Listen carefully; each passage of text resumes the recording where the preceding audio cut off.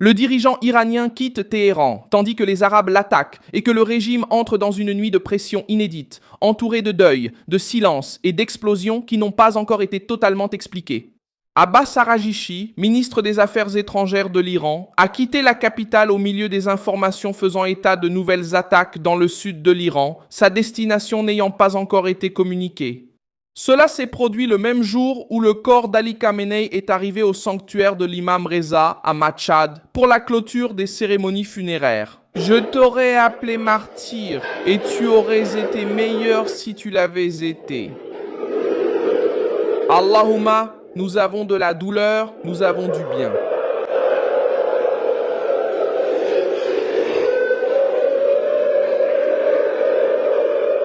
Mostafa est apparu au centre des hommages, mais Moshtaba, désigné comme successeur et nouveau guide suprême, est resté en dehors de la scène publique. L'Iran a enterré l'ancien commandant, mais le nouveau visage du pouvoir n'est pas apparu pour regarder la foule. Au même moment, des explosions ont été signalées dans des zones sensibles comme Buxer, Bandar Abbas, Konarak et Chabahar. Alors que la chaîne d'État tentait de nier une partie des rapports et que Washington évitait de revendiquer la responsabilité des nouvelles explosions, les soupçons les plus lourds se sont tournés vers le Golfe. Avec des informations de la presse israélienne indiquant le Koweït et Bahreïn comme des participants possibles à une offensive conjointe contre des infrastructures iraniennes. Le régime qui a passé des années à menacer ses voisins, à fermer des routes et à utiliser des milices voit maintenant son propre territoire devenir une cible de plusieurs côtés. Pourquoi Araghchi a-t-il quitté Téhéran maintenant? Pourquoi Moshtaba se cache-t-il? Comment les nations arabes se sont-elles impliquées dans l'attaque? Je vais tout expliquer. Si tu aimes ce genre de contenu direct et sans détour, pense à t'abonner car ici, il y a une vidéo comme ça tous les jours. Le déplacement d'Araghchi a tiré la sonnette d'alarme parce que cela ne ressemble pas à un voyage ordinaire. Le ministre iranien des Affaires étrangères est parti de Téhéran justement au moment où le régime faisait face à une série de rapports sur des explosions, des activités de défense aérienne et des attaques contre des sites militaires et côtiers. La lecture la plus probable est simple. Soit il a été envoyé pour une série de négociations d'urgence, soit il s'est mis à l'écart, pendant que la situation empirait. Dans les deux cas, l'image est mauvaise pour Téhéran. Le chef de la diplomatie quitte la capitale. Pendant que le régime tente de convaincre sa propre population qu'il contrôle toujours tout, l'enterrement de Khamenei à Machhad a donné à la crise une portée symbolique. La ville a accueilli des foules, des forces de sécurité et des cérémonies chargées de slogans contre les États-Unis.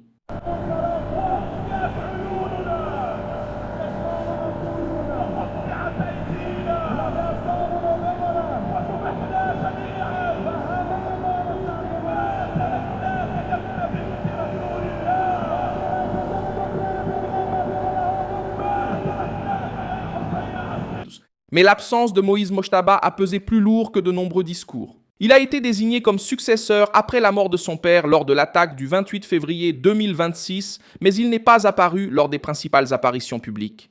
Cela envoie un message gênant au régime lui-même. La République islamique essaie de vendre la continuité, mais l'homme qui devrait incarner cette continuité reste invisible.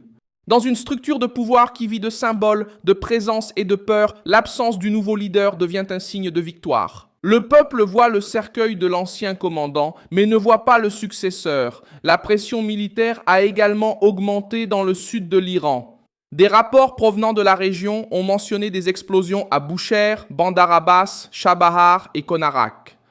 Boucher revêt une importance particulière car elle abrite la principale installation nucléaire civile iranienne. Bandar Abbas est un point stratégique sur le littoral. Konarak se trouve sur la côte de Makran, près du golfe d'Oman, une zone importante pour la présence navale iranienne. Chabahar s'inscrit également dans cette géographie de pression car elle relie l'Iran à la haute mer et aux routes que Téhéran tente de préserver en pleine crise. Washington est resté silencieux quant aux responsables de ces nouveaux signalements. Le Pentagone n'a fait aucune annonce opérationnelle claire concernant cette étape la plus récente, tandis que certains médias ont cité des responsables américains affirmant que les États-Unis n'étaient pas impliqués dans les explosions des dernières heures. Ce type de silence ne met pas fin à la crise, il amplifie le suspense.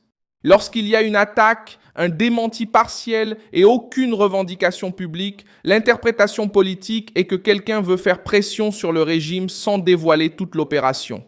C'est là que le Koweït et Bahreïn se retrouvent au centre des soupçons. Des informations de la presse israélienne ont indiqué que des nations du Golfe, probablement ces deux-là, auraient pu participer à une opération conjointe contre l'Iran.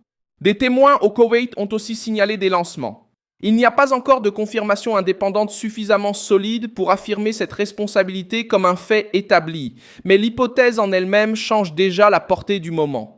Si les nations arabes du Golfe ont commencé à agir directement contre l'Iran, Téhéran a perdu la sécurité psychologique de penser qu'il n'aurait à affronter que les États-Unis et Israël. Le régime iranien a tenté de nier les explosions dans des endroits comme Kashin, Sirik et Jask. Ce déni peut avoir deux fonctions. La première est de contrôler la panique interne. La seconde est d'éviter de reconnaître que le Golfe a franchi une ligne dangereuse. Pour Téhéran, admettre que des voisins arabes ont attaqué son territoire reviendrait à reconnaître une humiliation régionale. L'Iran a toujours tenté de se présenter comme une puissance intimidante.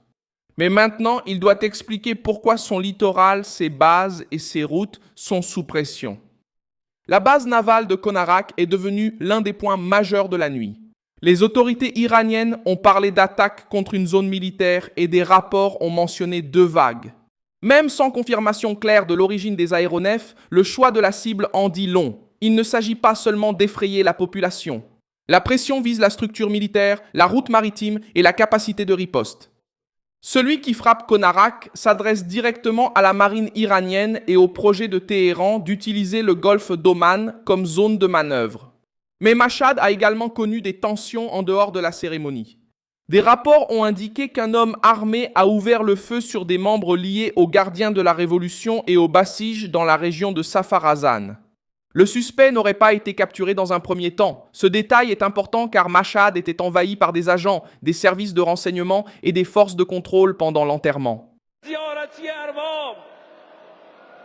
Lors de sa dernière apparition parmi nous, Yahya Hossein ne quittait pas ses lèvres. Partout où il allait, il le disait. Si une attaque interne se produit justement dans cet environnement surveillé, le message est que la sécurité du régime fait également face à des fissures à l'intérieur de Gaza.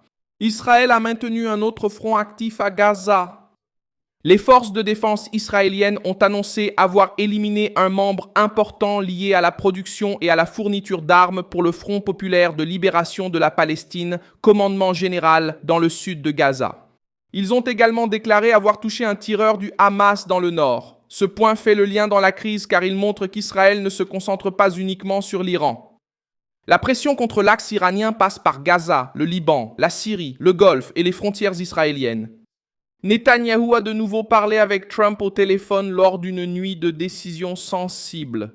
Le cabinet israélien a indiqué que la conversation portait sur la coordination entre les deux nations, sur les mouvements américains dans le Golfe, sur les déclarations d'Erdogan contre Israël et sur la nécessité de zones de sécurité aux frontières israéliennes. La Russie est intervenue dans le débat en essayant de défendre un accord qui inclurait toutes les parties concernées.